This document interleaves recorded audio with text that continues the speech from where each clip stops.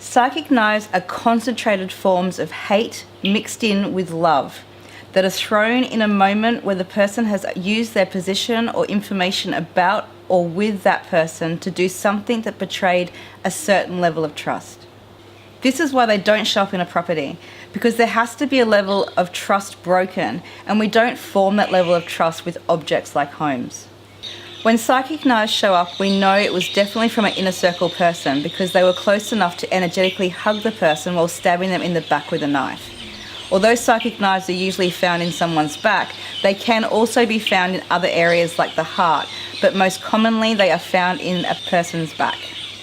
The psychic knife is a bolt of emotion and thought that was fired directly into the person's energy body, and because that person holds the person firing the psychic knife as a close inner circle person, the energy body holds a direct link and access to the person because of the closeness and openness they share. The psychic knife has a tip of poison on it, and the poison will be a compressed negative emotion that is behind the attack in the first place. The poison, if allowed in and not cleared, could start infecting the person's energy body in a few ways we will look at soon. But let's first look at a scenario for an example. Now, if I go to visit a close friend of mine to catch up and we share what's going on for us, and while we're talking, I'm sharing all the great things going on for me and I can feel her energy changing. And although she acts supportive and happy for me, I can feel a slight undertone and can feel she's jealous because she hasn't found her thing yet. Now, just say throughout the conversation, I also share that I have an issue with one of our friends who we are not that close to, but still in our circle, although I have a sense I shouldn't. And I share the issue I've been facing in confidence with her, and she tells me how she feels the same way. We share some information in confidence that helps us both understand how to deal with this person in a better way. Now, let's just say I go home and get on with my day, and I have a weird flavour in my mouth from the interaction. Sweet interactions and sour interactions leave a flavour if we tune in. That night I notice a sharp pain in between my shoulder blades and feel a bit low vibe. The next day I still have a slight pain and it comes and goes, but my vibe is still low and I'm struggling to get much done. I get a phone call from another friend who tells me that my friend, who I shared things with in confidence, has been going around telling everyone what I think about the other person. What the friend on the phone tells me they heard is 30% truth and 70% of what she felt about the person spoken about. The pain in my back between my shoulder blades happened the moment she spoke to the first person and betrayed our friendship with the intent to hurt me in some way. The longer it's left in my energy body, the lower vibe I feel, and because jealousy was the main emotion behind it, the poisonous tip would be compressed jealousy. We will look at what will happen and what that would look like soon. Now, that's just an example, like a scenario of how psychic knives can happen.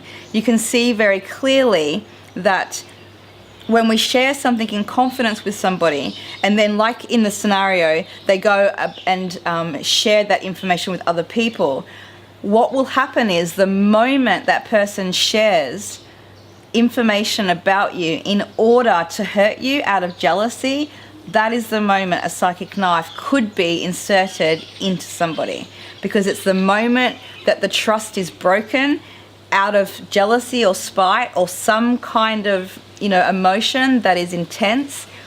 And as soon as the act is done and the trust is broken, that is the moment the psychic knife would be inserted if that was to happen. Now let's have a look at the attaching mechanisms. The fact the person is part of your inner circle, so you have given them energetic permission to access you in a way that others don't have, so this allows the energy to slip in. So basically, when we have somebody, when people are close to us and we pull them into our inner circle, this energetically gives them permission to access us in a way that other people don't. So who you have on your inner circle, you have to be able to trust them because you're giving them energetic permission. This doesn't mean we need to worry about it. And in fact, it happens all the time because we are in the process of learning how to control our thoughts and emotions so we don't keep creating these issues. You may find certain people on your inner circle throwing you a bit of something at one point or another. And it's important to remember that we too have done this to others at one point. Hopefully not now, but maybe. So it's important not to get hung up on it. But if it happens a lot, then it's time to put that person on the outer circle, as trust is very important. Once we find out we've been stabbed in the back, then our response is the most important thing. If we go into fight or flight, so either wanting to fight back or wanting to run away and hide, we allow the poison in even more. If we stop and take a moment to sit with our thoughts and emotions and process everything by just feeling into our body and sitting with it for a while without going over the story or trying to find answers, just feeling. If we're able to do this, then I find that psychic knife has a chance to be rejected out of our energy bodies. This would have been even better to have done as soon as the pain in the back was first felt, if we're to use the example as I used earlier. But that does take a very in-tune person to pick up at that point. If left, we will continue to create issues within the person's energy body until it has been processed and cleared, and depending on the charge of the psychic knife will depend how potent it is in someone's energy matrix. So when it comes to psychic knives, it's really important to understand this is a really, really common thing. It's so common to receive psychic knives from people in our inner circle. And the main reason for that is we're in a process where, you know, most people in this point of evolution are still learning how to control their thoughts and emotions. Our thoughts are really powerful, our emotions are really powerful. And for people who haven't done a lot of healing, then their emotional and mental, charge can be very, very easily fired. And this is when psychic attack and psychic knives can happen. So it is important when you have the skills to check yourself and to clear stuff, to remember when psychic knives come up and you might know and find out that it is from someone that's close to you. It's really important to understand that this is really common. It is really, really common, and we have to have some sort of grace. We have to have some leeway when it comes to people that we love, because we're all in a learning process. And we never know, how many times we've done this to other people as well, when we've had loose thoughts and emotions. So there has to be a level of grace. But I also find that in my own personal experience, when I've had people on my inner circle and, it's more of a consistent thing that I'm having to pull out, that's when I found it's time to move them out of your inner circle. It's very important to be able to have strong energetic boundaries. And strong energetic boundaries means being able to give people grace, periods, but there's also a point where it becomes ridiculous and out of control, and you need to know when that point is. I've learned over the years to become more and more stronger with my decisions when it comes to people on my inner circle. And that's because, the more I refined my discernment and the more I refine my own skills, I am finding that the people that I have in my inner circle affect my energetic matrix extremely. And I'm at the point where I can't let my energetic body suffer anymore due to having people, very loose with their thoughts in my inner circle. So I've learnt to be a lot more kind of discerning about who I have in my inner circle for those reasons. So, it's a journey, but I really want you to understand that there still has to be a grace period. Don't find, if you find psychic knives from a close friend and it happens once or twice, it's important to be able to have that leeway. But if it continues to happen, then, there is a point where you need to, really feel into yourself and decide if this person's worth having in your inner circle or not. And like I said, the attaching mechanism for psychic knives is basically having people in our inner circle. It gives them direct energetic permission. When we have people in our inner circle, we love them. And when you think about an inner circle, it's like your energy body allows them in, allows them closer than other people. So your energy body allows them in. So if they send you something positive or negative, your energy body is not going to decipher against it, because it's kind of like, oh, it's from them, so it's open. Now, if somebody tried to send you a psychic knife that wasn't on your inner circle, it would not become a psychic knife, it would become a psychic arrow, which we're about to go into. So it's all about the what turns psychic things into like an arrow or a knife is basically, it's only the availability your energy body has given them. So if your energy body's allowed them in close, then it's going to be a psychic knife. If your energy body hasn't allowed them into your inner circle and they're on your outer circle, which we're about to go into, then it turns into a psychic arrow. So it's freaking fascinating how energy works, and it's really important to know the difference. So a psychic knife instantly knows, it's an inner circle person, and the attaching mechanism is basically allowing that person into your inner circle. Now, with the example that I made up earlier, I wanted to make up a scenario that was kind of really, really common to happen. So it's a scenario that happens very common, where you might talk to somebody about something that you have in confidence, and then you might feel afterwards, oh, I probably shouldn't have shared that, because you will feel that level of trust like a little bit shaky.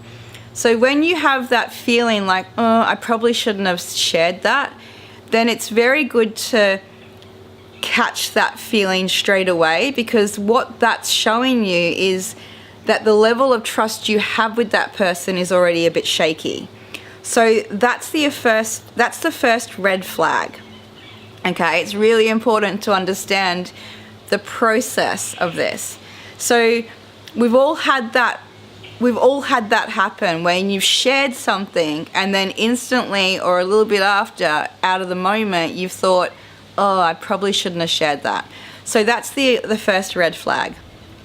Now, when you've had that red flag, it is really important for the next 24 hours to remain quite present with your body, because if you are quite present with your body, you will notice that if anything does come in, you will actually feel it. There is an articulation within your energy body that when you start to learn to just really tune in, when anything like this comes into your field, you will feel it. But this takes a lot of attunement, a lot of practice. But I just wanted to say that. So there will be a point in our evolutionary process where it will be very normal to feel something instantly come into your field. This is where we're heading towards. And this is where, imagine if we could all feel that. There would be no room for anybody to psychically attack each other, because if somebody did that, everybody would be able to feel it instantly and address it instantly, and people would have to take responsibility pretty quickly for their thoughts and emotions. So that is where we're heading towards. Now, for someone like yourself doing this sort of work, this actually fast tracks your attunement if you do the work. If you're doing these clearings on yourself and you're doing this for other people as well, you're gonna get more and more and more and more in tune. And this is like, it helps the attunement process and the embodiment process as well. So that's really important. But going back to the example I used earlier, that example I used, I wanted to show you the example of kind of stepping you through the process of what could happen. And the moment that person that betrays you, the moment they betray you, that is the moment the knife will be put in. And that is the moment where usually people start to get, like a sore back in between the shoulder blades or lower back pain. And they might feel a stabbing pain. And, people sometimes say, oh God, I feel like I've been stabbed in the back. So that's a very common sort of saying that people have. They say it, but unconsciously, consciously, they're not actually recognizing that could actually very much be exactly what's happened. So it's very interesting. Language, we've had this language for a long time, but we've forgotten what the language actually means. I feel like I've been stabbed in the back. Such a common saying. And yet we've forgotten about psychic knives as a collective. So I find that fascinating. We haven't forgotten the language, but we've forgotten the energetics behind the language.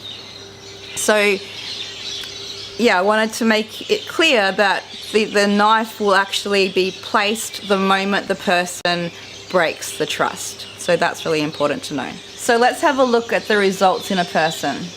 Now, once it's been accepted and left in the energy body, then the poison will slowly start affecting the person in a subtle way. If we use the jealousy example, then that poison of jealousy would end up slowly affecting the person's thoughts and emotions, and they could start feeling jealous over things they never did before, and other jealous people will show up and have issues. So the poison bit on the end will hold a concentrated energetic signature, and that will start playing out within your own inner world and showing up on the outer world. It's like the main intention of the psychic knife gets super powered and then injects into you, and then you run that intention and play it out in many ways. Now, most psychic knives don't hold much power or poison, so could just create back pain for a few days and then go, because it won't have enough power to stick around. And also because your energy body will transmute the toxins quickly if it holds low potency and your energy body is quite clean. So that's important to know. You know, some psychic knives, you know, aren't that powerful. People who love you and have loose thoughts and emotions usually won't send you powerful psychic knives.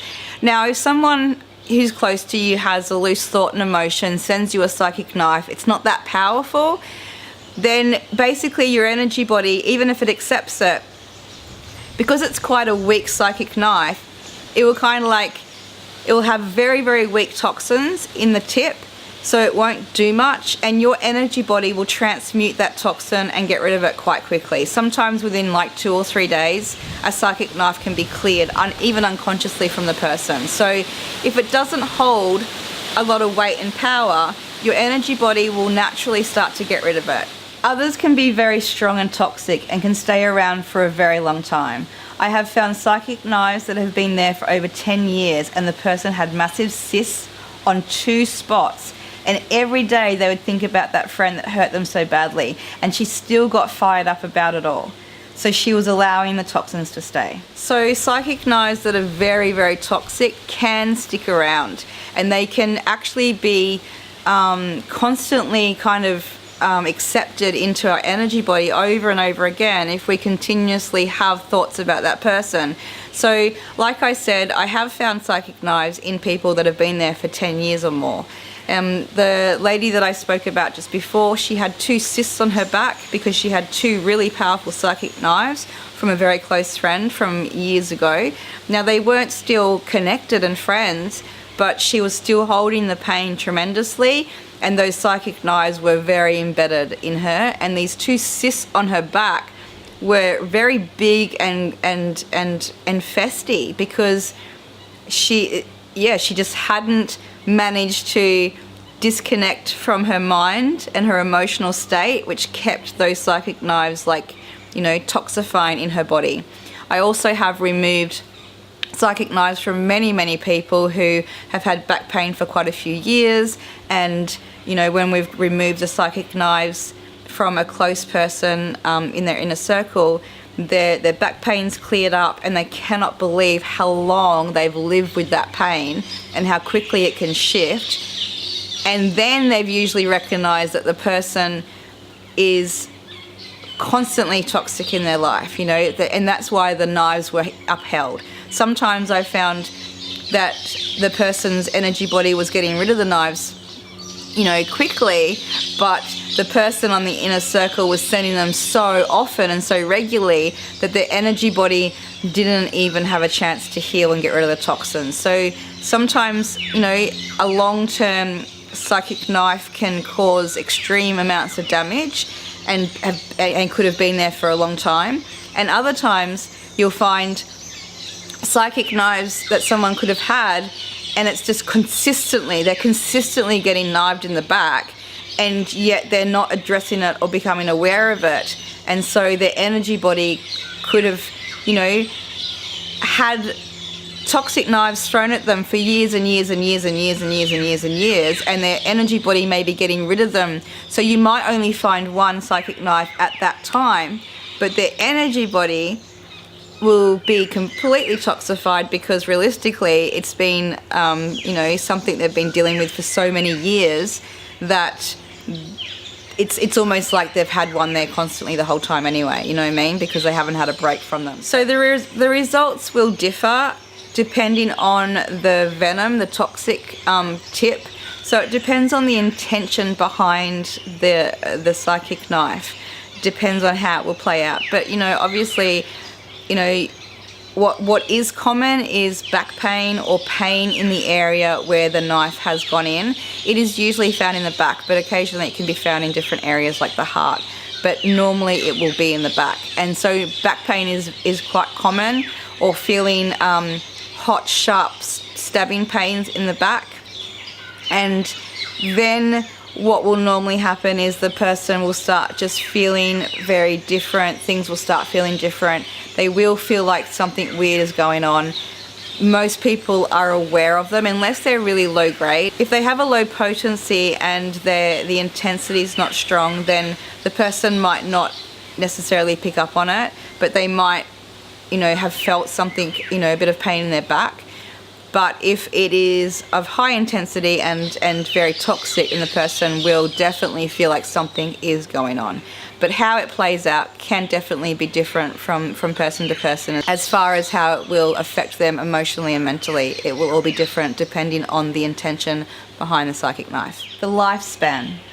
This energy doesn't hide, so you will pick them up. They can be carried forward from lifetimes, so they can be a past life or present life issue, although it's very rare to find them from a past life. But if you do find them from a past life, the person will most probably have health issues as a result, because to carry a psychic knife from a past life, the knife will be very strong and the betrayal would be massive. So it is uncommon, but you can find them from past lives. So psychic knives are really, really common. They can be one of the most common things to find, I suppose, in people. And it's really important to understand that, the more we empower people to understand how easily, our emotions and our thoughts can create these types of effects, that it will help people become much more conscious of their emotions and thoughts and start becoming more responsible with the power that they hold with those thoughts and those emotions. So we can do a lot to help people, tighten up their responsibility with their minds and emotions, and that way we can help, really kind of shift this type of issue on the planet and, the effects that it can have on other people.